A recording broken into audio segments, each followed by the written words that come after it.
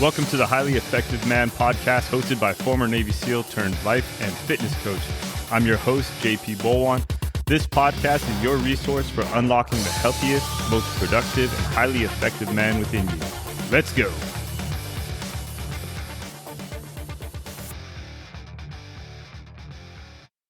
What's up, guys? Welcome back to the Highly Effective Man podcast. I'm your host, JP Bolwahnn. Former Navy SEAL turned life and fitness coach. Also played a little bit of rugby, football or college football, and now I do jiu-jitsu. So the only reason I bring all that up is because all of those experiences have taught me a lot about mindset, nutrition, fitness. And today I want to talk to you guys about how to manage stress like an athlete. Right? So it's the Highly Effective Man's Guide to Building Unbreakable Mental Resilience. So what I want to try and teach you guys today is discover how to handle stress like a high-performing athlete, applying principles from the military, sports, jiu-jitsu, and just so you can become mentally unbreakable. That way you can tackle anything that life throws your way. So the three big key topics we're going to talk about today is, number one, armor up with a game plan, right? How top performers prepare to face stress head on. Number two, the power of breathing. Okay, breathing brings you instant focus and calm in high stress moments. And then number three, forge your mind in the fire, meaning you're going to build your resilience by embracing discomfort.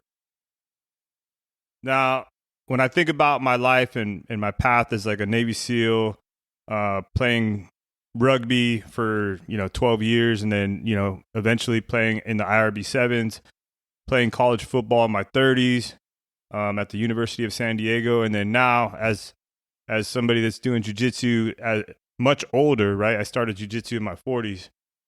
It's taught me one thing above all. And that's that managing stress is about preparation, discipline, and resilience. Okay, each of these disciplines that I've done in my past have taught me a specific approach to stress. So as a Navy SEAL, stress management, that's life or death, right? If you fuck up, that could be your life, or even worse, it could be your buddy's life. Okay, in rugby, football, it's about being able to handle high stakes moments, right, on the field, right? If I miss this tackle, or if I don't make it past, this yard line or whatever it is, like I might be letting my team down. Okay, in jiu-jitsu, it's like a split-second decision on what I'm going to do or what I'm going to allow come into my mind that's either going to crush me or it's going to fuel me in that match. And the epiphany I had is this: you can't avoid stress. I don't care who you are. It's always going to be there. But you can train your mind and your body to respond to it powerfully, right? What you do with that stress is going to determine your outcome. And that's what athletes do best. So let's break down exactly how we can apply these principles to our daily lives. So number one, I talked about armoring up with a game plan, right? So during my years as a Navy SEAL, the one thing that was drilled into us from day one was the value of preparation. We trained constantly, ran drills in every conceivable environment, right? Like you're just thinking about what could go wrong. Like a plan never goes perfect. I mean, I shouldn't say never, but more often than not, the plan doesn't go to plan, right? So you have to plan for contingencies. You rehearse contingencies. You rehearse like different situations and anything that you can imagine. And when things get tough, you're not going to waste time reacting because you've already prepared. Like when you've already prepared for the thing that maybe you wasn't exactly part of the plan, but was one of your contingencies, you don't have to come up with a new plan right then and there because you've already prepared for it, right? You're just taking action. This same principle applies to athletes who live by a structured training schedule, preparing for every possible outcome on the field, right? When I was in college football, we prepared for, what happens if the defense does this or if they do that, whatever it is, right? What's the call if somebody blitzes off the side, right? Like you have a hot route, those types of things.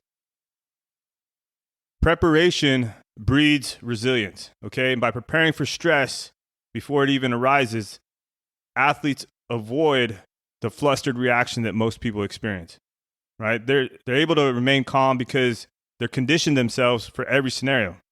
And this is something that we can apply to our lives by establishing routines that keep us grounded even when things get chaotic. Now, structure, routines, and practice are key. And if you're a busy man, which you probably are, if you're listening to this podcast, you're juggling a career, family, health. Just by creating a morning routine or an evening ritual will pay off huge dividends.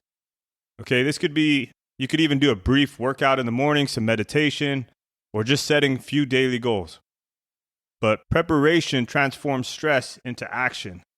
Instead of reacting to panic, you respond with purpose, right? So you're setting yourself up for success by having these routines in place so that you know what's going to happen, right? And think about it like this, right? So if you take time in the evening to plan out your day the next day, right? And let's say you map out the whole day. Now you can take it one step further and say, okay, I have this appointment at this time, and maybe it's, a call with somebody or whatever it is, a meeting, but then it gets canceled. And then you're like, oh shit, what do I do now? Right? Well, having a contingency for that canceled meeting, or if something doesn't go to plan, I've got this I can do, right? So something as simple as like that will alleviate some of the potential stress that can pop up into your life because of a missed meeting or because plans changed. Now let's talk about the power of breathing, right? So in competitive sports, especially jiu-jitsu, a single breath can be the difference between staying calm and losing focus.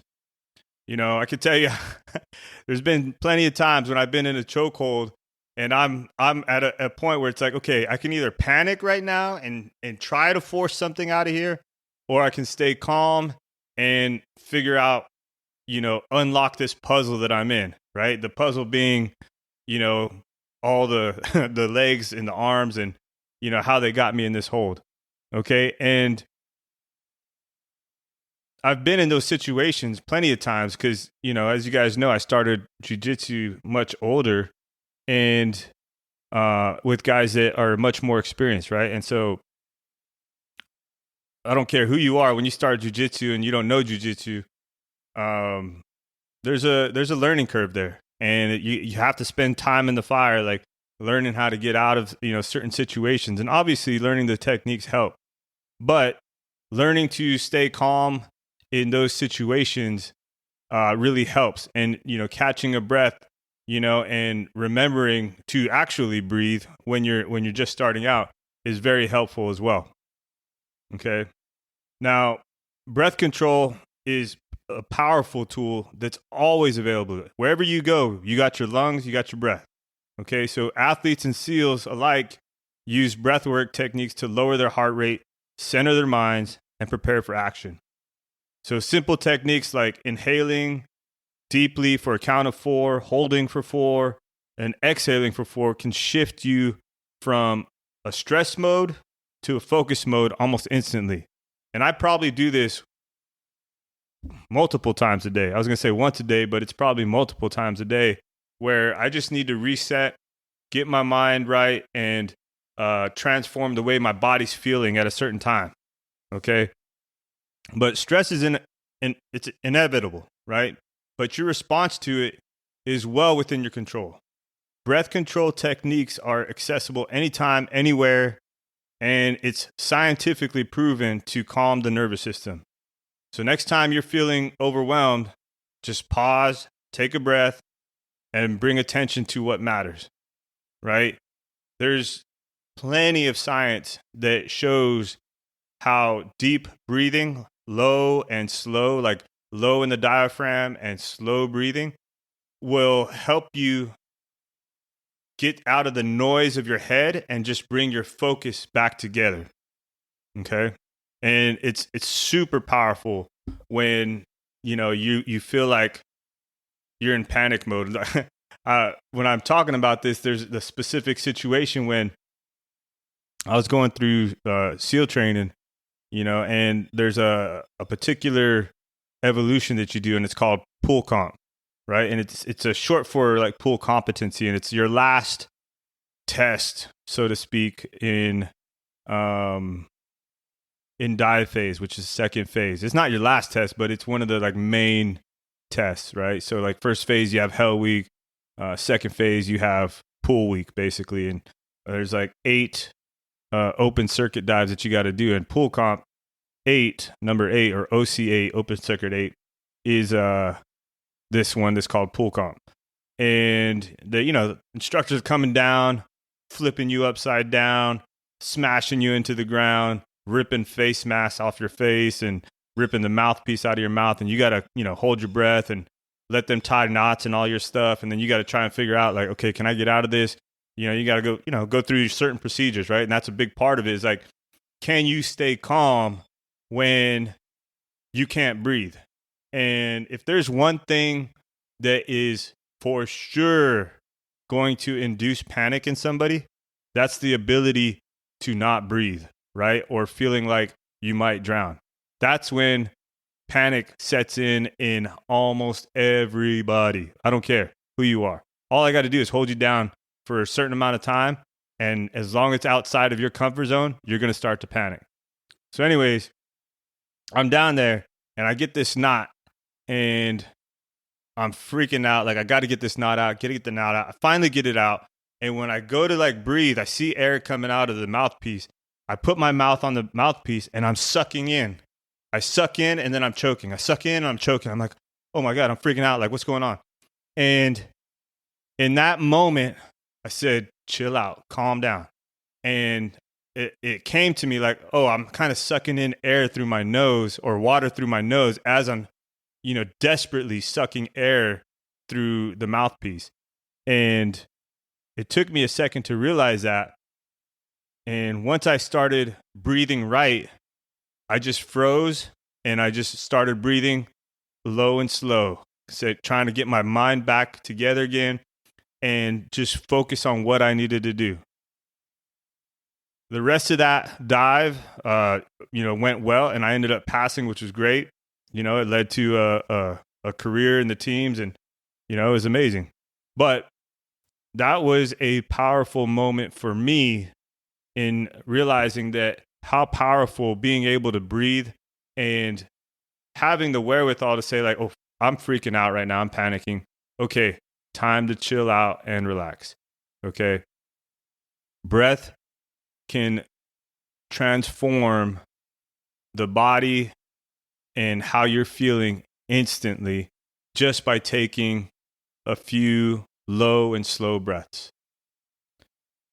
Now, last thing I want to talk about is to forge your mind in the fire, right? I played college football when I was 33 years old. I was physically tough, and mentally it was even tougher, right? Because I'm lining up against guys that are in their, late teens, early 20s.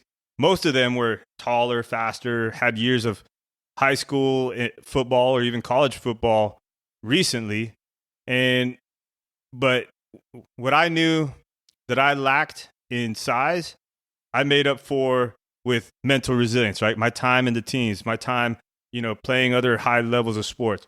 But the years of military training and athletic competition taught me to embrace discomfort.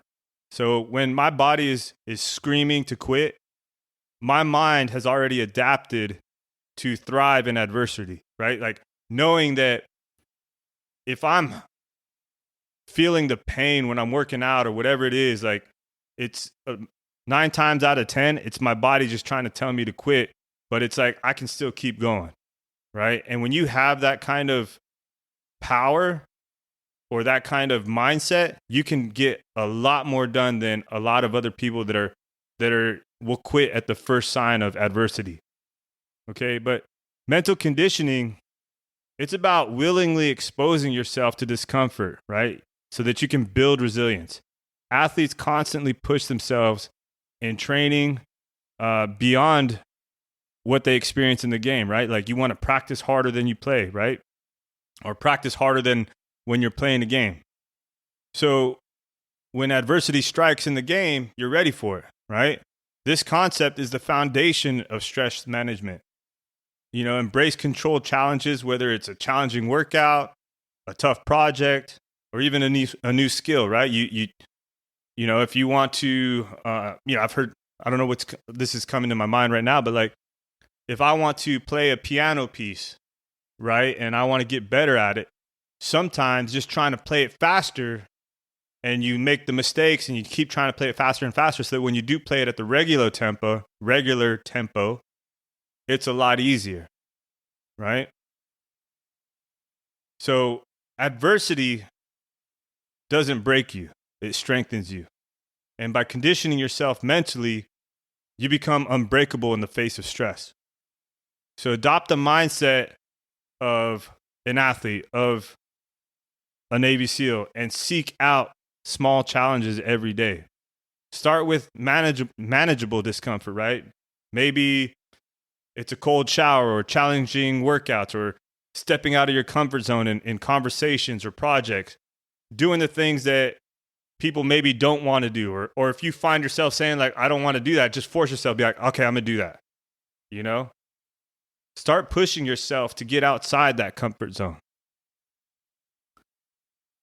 So, if you think you're ready to take control of your stress and build unbreakable resilience, I've got an awesome community on School, with the platform School, and you need to be there.